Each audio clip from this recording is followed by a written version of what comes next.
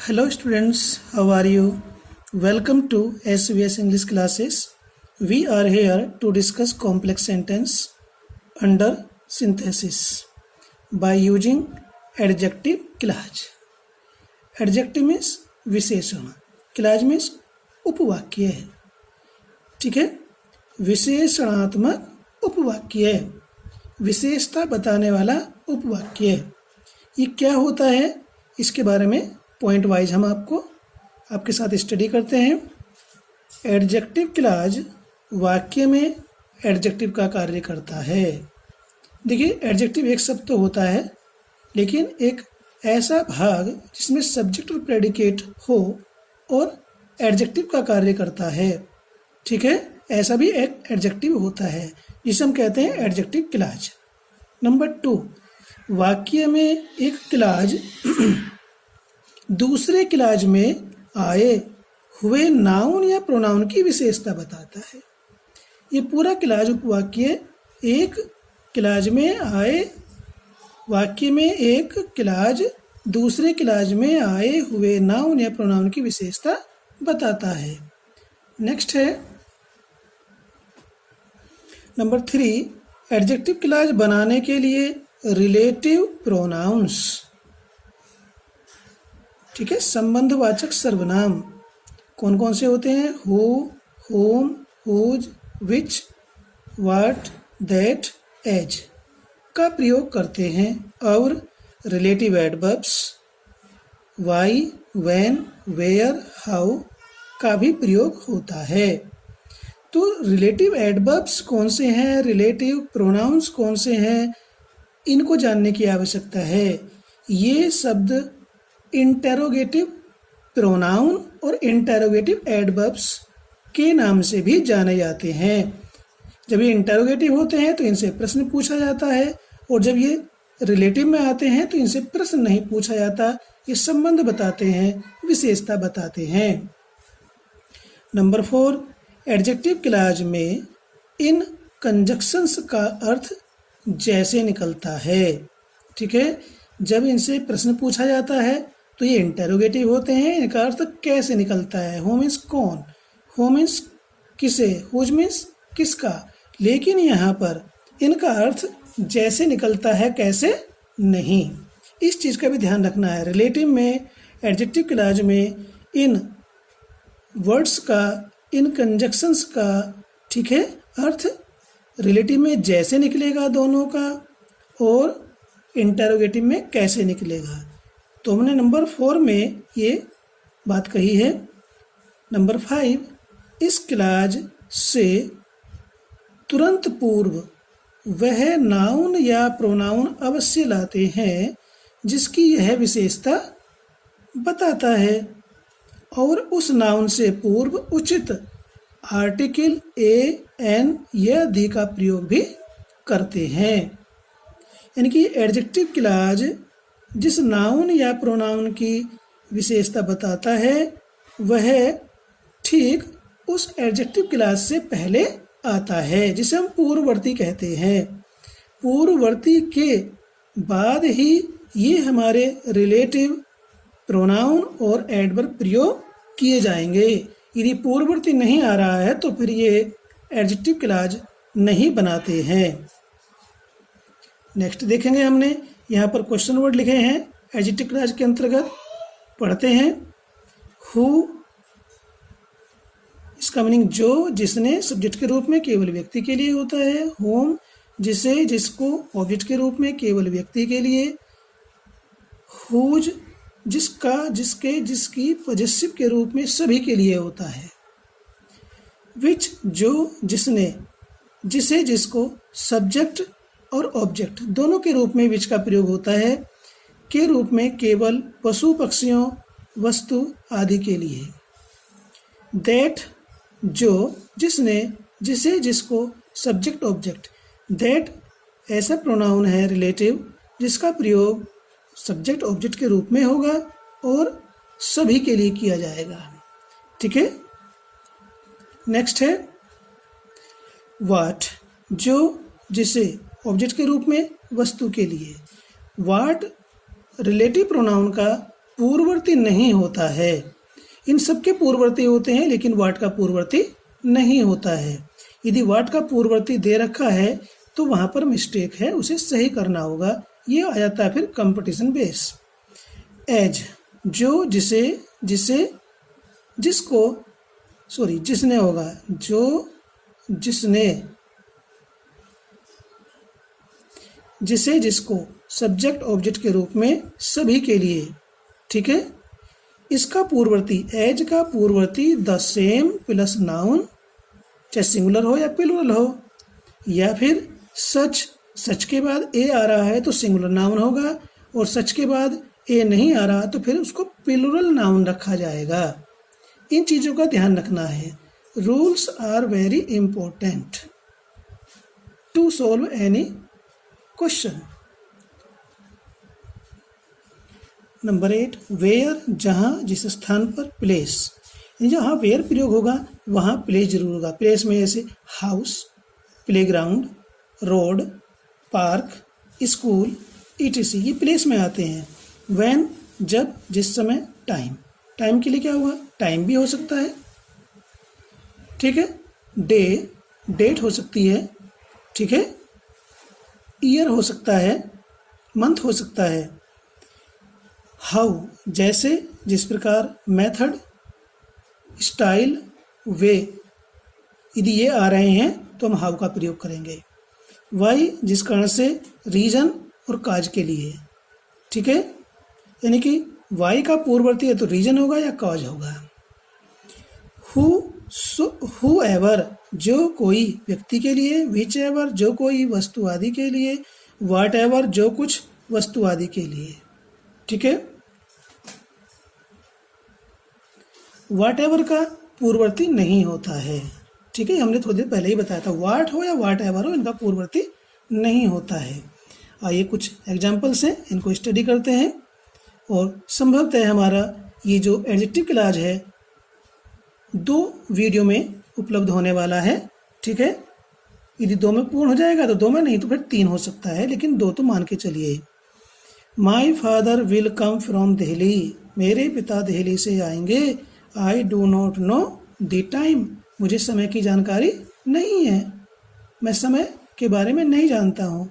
तो टाइम आ रहा है तो क्या कंजक्शन आएगा, टाइम तो एडवर्ब होता है, तो टाइम के लिए व्हेन आता है। ये इतना हमें जानकारी होनी चाहिए। टाइम के लिए कौन सा रिलेटिव आता है, रिलेटिव एडवर्ब व्हेन आता है। तो आई कौन सा समय नहीं जानता या किस समय को नहीं जानता, जिस समय मेरे पिताजी दिल्ली से आएंगे। तो ये हो जाएगा I don't know the time.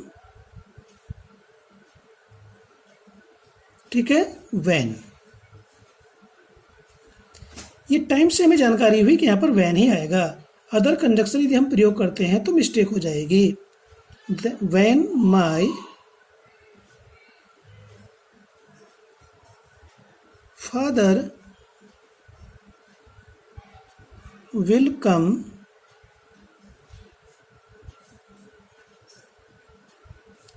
From Delhi. देखिए सेंटेंस बन गया।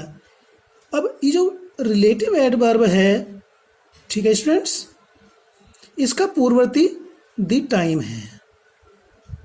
यदि ये टाइम ना हो तो बनेगा तो तब भी कॉम्प्लेक्स। ठीक है।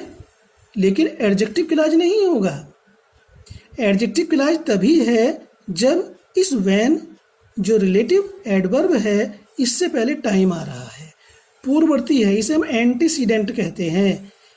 रिलेटिव का एंटीसीडेंट का होना जरूरी है, चाहे वो नाउन हो या प्रोनाउन। यदि एंटीसीडेंट नहीं है तो फिर सेंटेंस एडजेक्टिव क्लॉज में नहीं बनेगा, वो फिर नाउन क्लॉज में पहुंच जाएगा।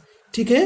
लेकिन बात आती है कि भैया इसको तो एडजेक्टिव क्लॉज में ही बनाओ, तो फिर टाइम भी लिखना पड़ेगा और टाइम के बाद व्हेन भी आएगा। व्हेन लिखने के लिख करके हम जब व्हेन लिखेंगे तो टाइम को हम इसमें से डिलीट नहीं करेंगे, इसको लिखा रहने देंगे, तभी ये एडजेक्टिव क्लॉज बनेगा। मैं उस समय को नहीं जानता, यहाँ दी का मीनिंग उस है। ठीक है, मैं उस समय को नहीं जानता जब पिताजी दिल्ली से आएंगे। कब नहीं है इसका अर्थ। यदि यहाँ से हम टाइम को निकाल दें तो इसका मीनिंग फिर कब हो जाएगा। नाउन क्लास में पहुँच जाएगा, एडजेक्टिव क्लास में नहीं रहेगा। ठीक है, तो हम जो इस समय चर्चा कर रहे हैं, डिस्कस कर रहे हैं आपस में, वो एडजेक्टिव क्लास के अंतर्गत कर रहे हैं, तो हमें उस चीज़ का ध्यान भी रखना है। The pen is mine, it is on the table. कौन सा पेन मेरा है, कौन सा, एडजेक्टिव की जानकारी कौन से होगी, कौन सा पेन, जो मेज पर रखा हुआ है। तो वह पेन जो मेज पर रखा है मेरा है, और पेन क्या है, वस्तु है, तो क्या आएगा, दी पेन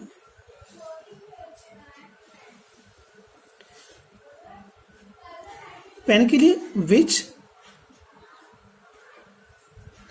वस्तु है तो दैट का ही प्रयोग कर सकते हैं। The pen which is on the table is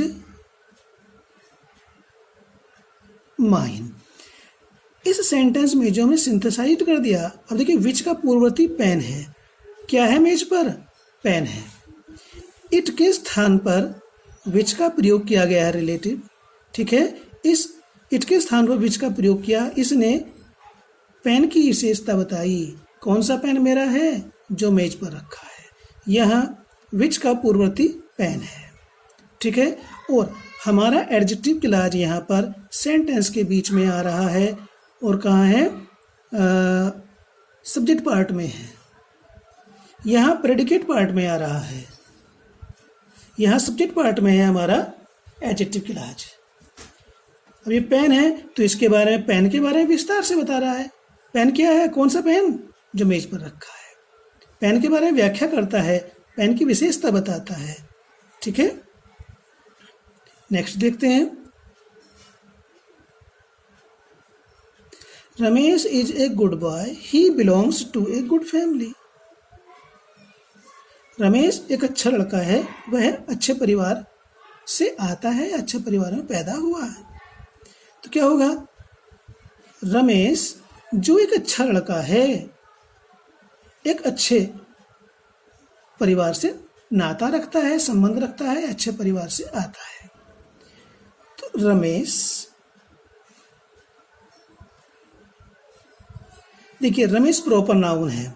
जब कॉमन नाउन होता है तो उसके साथ ऐसा नहीं होता जो प्रॉपर नाउन के साथ होता है। प्रॉपर नाउन है तो हम प्रॉपर नाउन में एडजेक्टिव क्लॉज जब बनाएंगे तो कॉमा लगा देंगे। रमेश, ठीक है, who is a good boy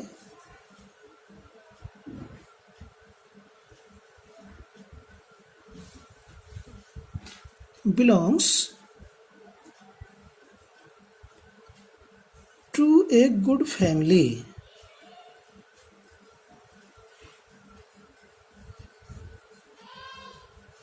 ये कॉमा तभी प्रयोग होता है जब प्रॉपर नाउन आता है, कॉमन नाउन में नहीं होता है, न प्रोनाउन में होता है। तो इस चीज़ को ध्यान रखेंगे। ठीक है, रूल्स इतने होते हैं कि सबको यदि हम लिखें तो काम चलने वाला नहीं है। आज कुछ लिखे जाते हैं जो मेन होते हैं, और कुछ आपको मौखिक बताए जाते हैं। तो I hope you are following me. Okay, we came upon a cottage, हम एक झोंपड़ी के निकट आए। Here a shepherd was living with his family, तो हम कौन सी झोपड़ी के पास आए, ठीक है, कौन सी झोपड़ी पर, जहाँ। तो ये हेयर क्या है, इस झोपड़ी के लिए आया है। हेयर आता है तो वहाँ पर मोस्टली वेयर का प्रयोग होता है। तो होगा ये we came upon a cottage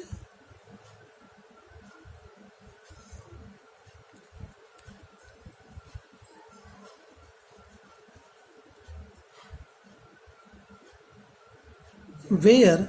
देखिए हेयर है तो वेयर आएगा, विच का प्रयोग नहीं होगा। प्लेस के लिए विच का प्रयोग भी हो सकता है लेकिन यहाँ पर नहीं होगा। Where A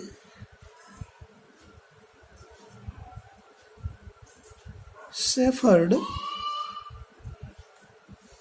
was living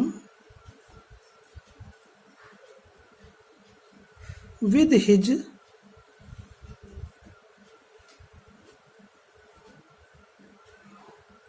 family. Clear? He did not come to school today. Do you know the reason? क्या आप कहाँ जानते हो?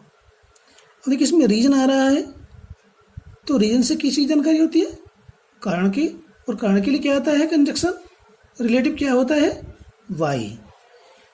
तो यू कौन सा कारण नहीं जानता जिस कारण से ही आज स्कूल नहीं आया। जो प्रिंसिपल क्लास बनेगी वो हमारी होगी है do you know the reason.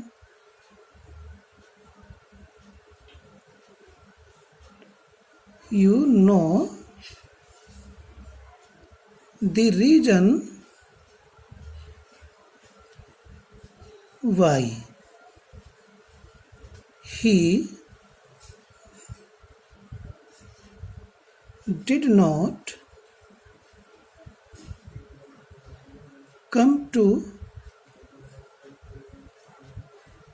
school today। हमने इससे पहले 4 एग्जाम्पल एक्सप्लेन किए आपके साथ, उनमें हमारी प्रिंसिपल क्लॉज असर्टिव थी, यहाँ पर प्रिंसिपल क्लॉज हमारी इंटरोगेटिव फर्स्ट टाइप है, तो इसलिए एंड में क्वेश्चन मार्क भी लगेगा। एक बात और समझेंगे, देखिए ये रिलेटिव एडवर्ब है, इसका पूर्ववर्ती द रीजन है। ठीक, मैं एग्जाम की दृष्टि के लिए आपको बता रहा हूँ, यदि इस सेंटेंस के आगे कॉम्प्लेक्स लिखा हुआ आ जाता है, ठीक, और आप do you know the reason why he did not come to school today, ये तो बना एडजेक्टिव क्लॉज में, और यदि आप इस द रीजन को हटा दें और तब इसको लिखें do you know why he did not come to school today, ये भी सही है, ये भी कॉम्प्लेक्स है। बस अंतर इतना है, अगर हम द रीजन लिख रहे हैं वाई से पहले तो एडजेक्टिव क्लॉज बनता है, और द रीजन को हटा रहे हैं तब हम इस प्रकार से लिख रहे हैं जैसे हमने बोला आपके सामने, तो ये नाउन क्लॉज तैयार हो रहा है। दोनों ही सेंटेंस सही होंगे, लेकिन हम कहें नहीं भाई इसको एडजेक्टिव क्लॉज में कंबाइन करना है तो फिर तो आपको ऐसे ही करना पड़ेगा, no other method to combine the sentence. I have a watch, the watch gives correct time. I के पास एक वॉच है और वॉच सही समय देती है, तो आई के पास एक कैसी वॉच है जो सही समय देती है। तो इस वॉच को यदि हम हटाते हैं यहाँ से दी वॉच को और यहाँ पर विच रखते हैं क्योंकि वस्तु है तो ये जुड़ जाएगा, और विच वॉच के लिए ही प्रयोग हो रहा है, सही स्थान पर आ रहा है, विच का पूर्ववर्ती ए वॉच हो जाएगा। तो क्या लिखेंगे इसको हम, आई have a watch.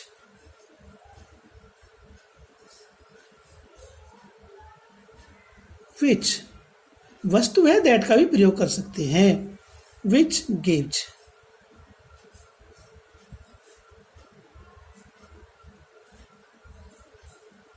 Correct time. एक तरीका तो ये है, क्योंकि ये ऑब्जेक्ट यहाँ सब्जेक्ट के रूप में आ रहा है तो इसको दूसरे तरीके से भी बना सकते हैं। देखिए कैसे बनेगा। अब यहाँ पर तो ये ए वॉच है, अब यहाँ पर हमें इसे लिखना पड़ेगा दी वॉच, ये आर्टिकल चेंज करना पड़ेगा, वह घड़ी, और वह घड़ी लिख रहे हैं तो फिर हमें उसको दी वॉच लिखना पड़ेगा। ठीक है, वह घड़ी जो मेरे पास है, which I have, gives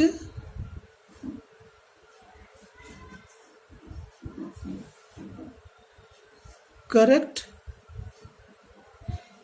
time. दोनों ही सही हैं। यहाँ एडजेक्टिव क्लॉज प्रेडिकेट पार्ट में आ रही है, यहाँ एडजेक्टिव क्लॉज सब्जेक्ट पार्ट में आ चुकी है। विच आई हैव ये वर्ब है, इससे पहले आ रही है सब्जेक्ट पार्ट में।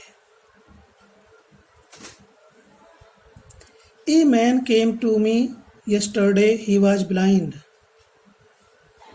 कैसा व्यक्ति कल मेरे पास आया? कैसा व्यक्ति? जो अंधा था। अंधा व्यक्ति नहीं, हमें क्लॉज बनानी पड़ेगी जो अंधा था, क्योंकि ये सेंटेंस हमारा कॉम्प्लेक्स है और कॉम्प्लेक्स सेंटेंस में कम से कम 2 फाइंड वर्ब होनी जरूरी है। यदि आपने एक कम कर दी तो सेंटेंस आपका ना तो सिंपल बनेगा ना कॉम्प्लेक्स बनेगा, ये भी ध्यान रखना है। तो ये होगा ए मैन हु, एक व्यक्ति, who came to me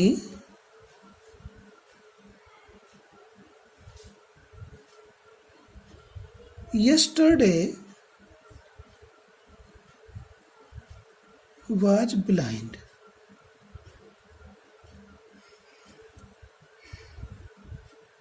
Okay, next, he owns a dog, the children are frightened of it. उसके पास एक कुत्ता है, बच्चे उससे डरे हुए हैं। ठीक है, तो बच्चे कौन से डॉग से डरे हुए हैं? जो उसके पास है। तो इट किसके लिए है? ये डॉग के लिए। तो क्या किस प्रकार से लिखेंगे? दी